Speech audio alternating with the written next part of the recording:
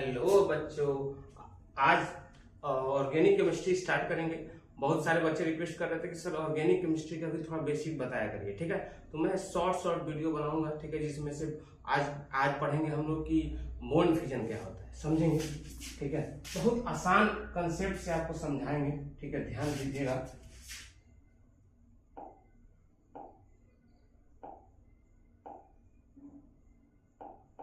देखिए बच्चों, bond fusion पहले हम समझेंगे कि बॉन्ड फ्यूजन क्या होता है। बॉन्ड फ्यूजन, ठीक है। देखिए, बॉन्ड फ्यूजन का मतलब क्या होता है बाबू?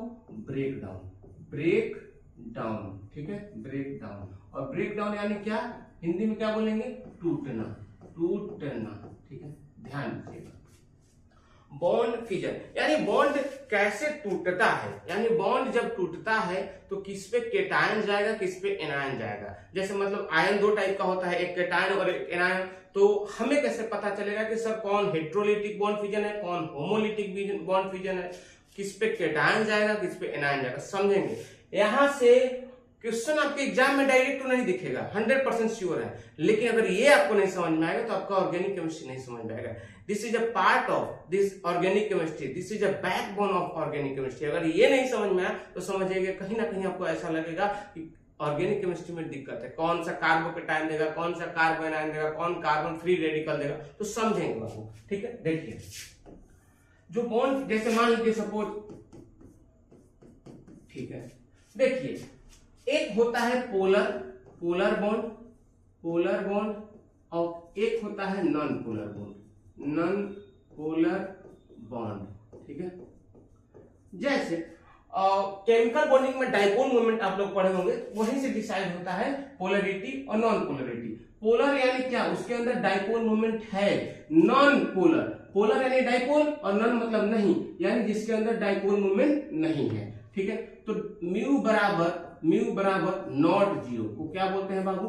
पोलर। ये क्या है? डाइपोल है। क्या है? डाइपोल है, यानी change in delta E. N क्या है? इलेक्ट्रोनेगेटिविटी। ठीक है, ई एन क्या है? इलेक्ट्रोनेगेटिविटी। हमें उम्मीद है कि आप लोगों को इलेक्ट्रोनेगेटिविटी आती होगी। ठीक है, अब अगला देखेंगे, समझेंगे।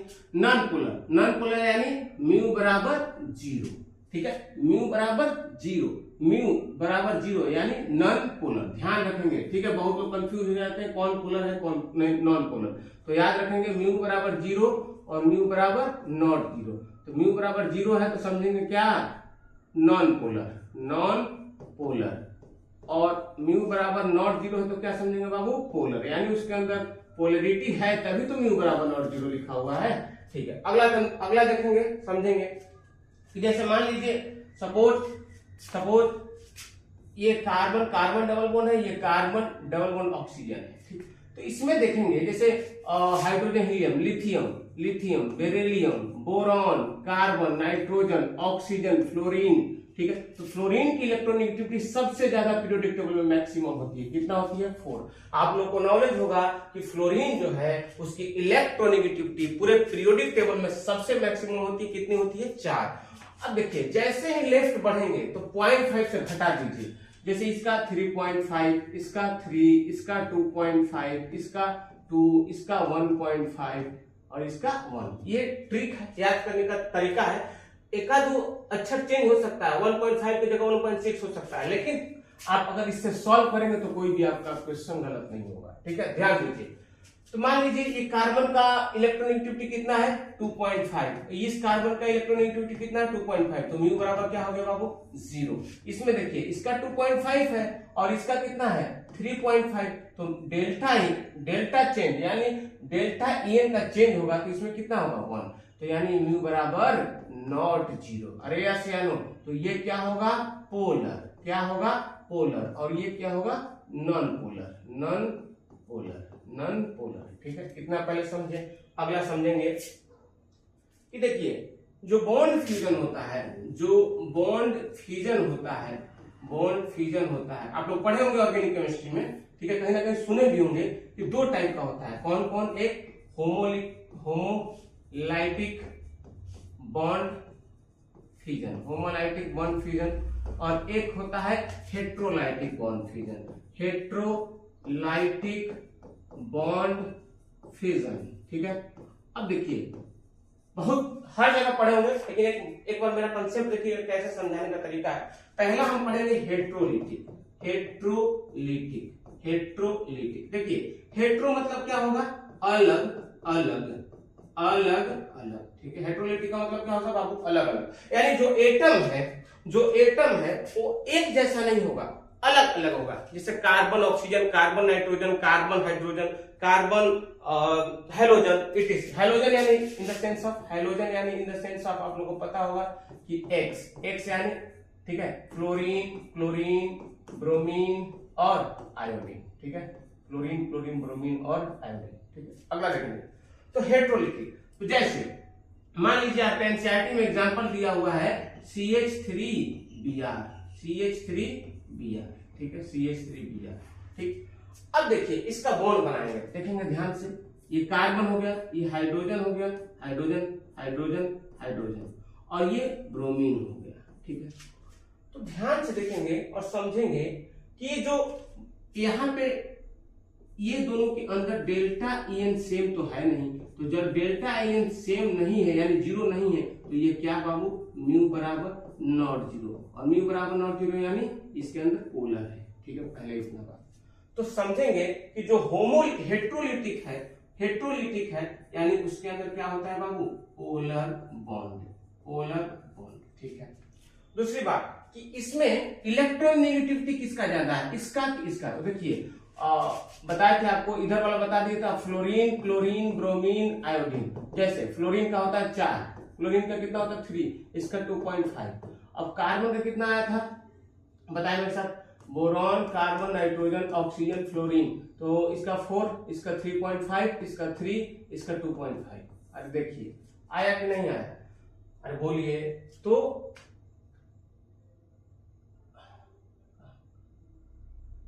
सॉरी इसका 3.5 और इसका 3।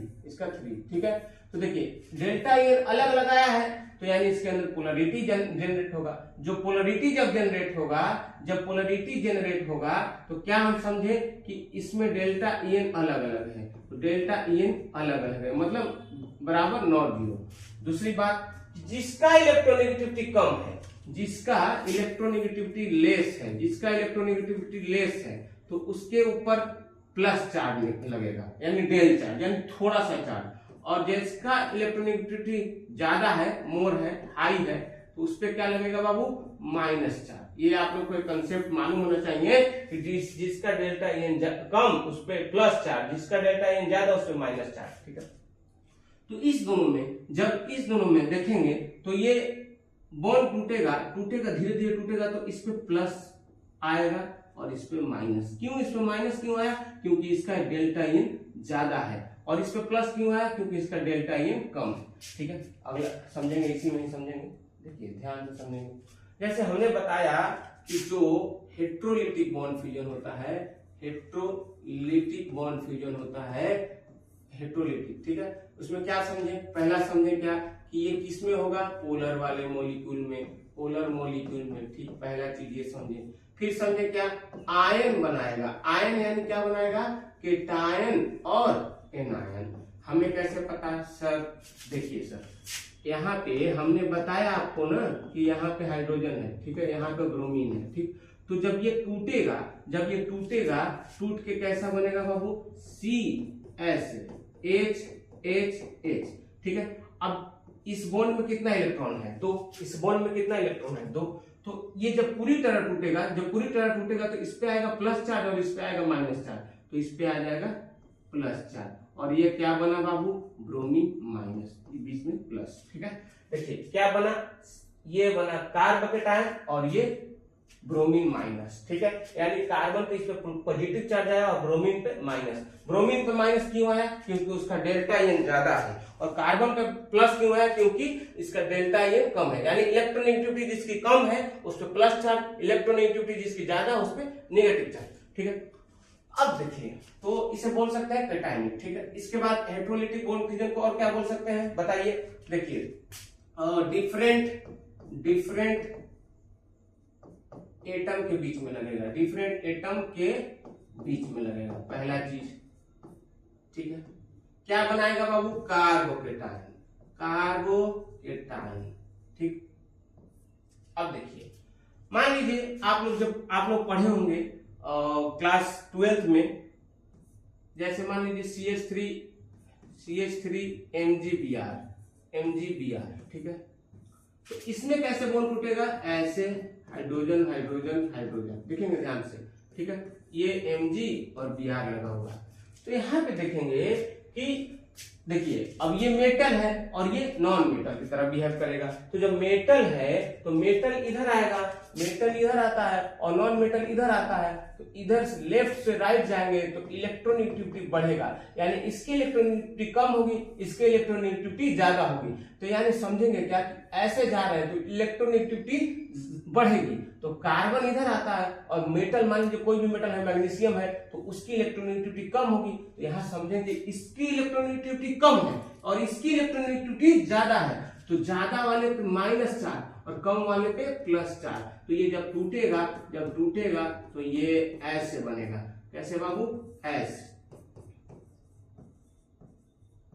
ठीक है, ये ऐसे बनेगा, ठीक है, ऐसे बनेगा। तो इसको क्या बोलेंगे?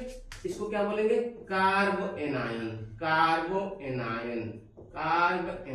ठीक है। और इसे क्या बोलते हैं? कार्बोकेटाइन। तो हम क्या समझे कि हेट्रोलिटिक बॉन्ड फ्यूजन में कार्बोकेटाइन भी आएगा और कार्बोएनायन भी आएगा, ठीक है। इतना देखें, जल्दी देखें, इतना समझ में आया कि नहीं आया?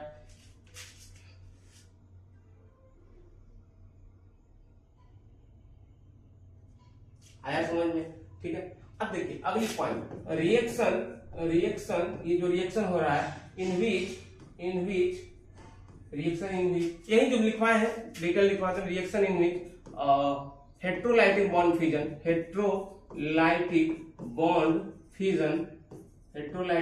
Fusion is polar oblique ionic यहां से समझेंगे, ठीक है, आयोनिक, ठीक है, पोलर एंड आयोनिक, ठीक है। बस इतना ध्यान रखेंगे किसमें? हेट्रोलिटिक बॉन्ड फ्यूजन में, ठीक है। अगला समझेंगे बाबू होमोलिटिक बॉन्ड फ्यूजन समझेंगे अगला। देखिए कार्बोकेटाइन कार्बोएनायन, उसके लिए अलग से वीडियो आएगा। मैं अभी आज बॉन्ड फ्यूजन बता रहा हूं कि बॉन्ड फ्यूजन क्या होता है। एक होता है हेट्रोलिटिक और एक होता है होमोलिटिक, ठीक है। शॉर्ट वीडियो आएगा, ठीक है। अब देखिए होमोलिटिक, ठीक है, होमोलिटिक। अब देखिए होता क्या है कि मान लीजिए CH3 है और यहाँ भी CH3 है। तो इसके अंदर अगर इसका ये बॉन्ड देखेंगे तो ऐसे बना रहेगा, ये हाइड्रोजन, ये हाइड्रोजन, ये हाइड्रोजन, और ये देखिए ये हाइड्रोजन, ये हाइड्रोजन, ये हाइड्रोजन, ठीक है। तो इसके बीच में डेल्टा EN 0 होगा कि नहीं होगा? जब डेल्टा EN 0 होगा,